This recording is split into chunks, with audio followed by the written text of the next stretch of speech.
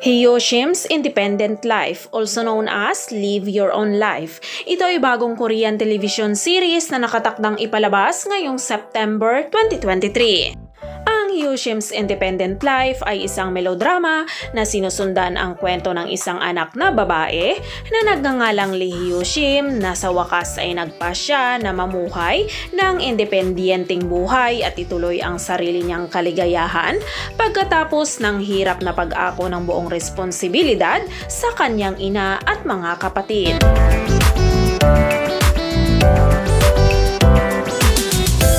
Ginagampanan ni Actress Yui ang papel ni Lee Hyoshim na isang anak na matulungin na inaalay ang sarili sa kanyang pamilya.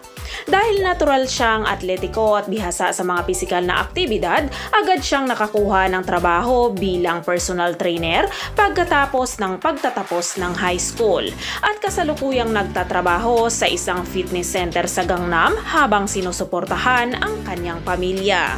Matapos mag-walkout ang kanyang ama, siya na ang bahalang sumuporta sa kanyang ina at 3 kapatid na lalaki. Bagamat maaring marangal ang gawaing ito, ngunit pagkatapos ng mga taon ng walang pasasalamat at pagpapaalipin para sa kanyang pamilya, handa na siyang mabuhay sa wakas para sa kanyang sarili.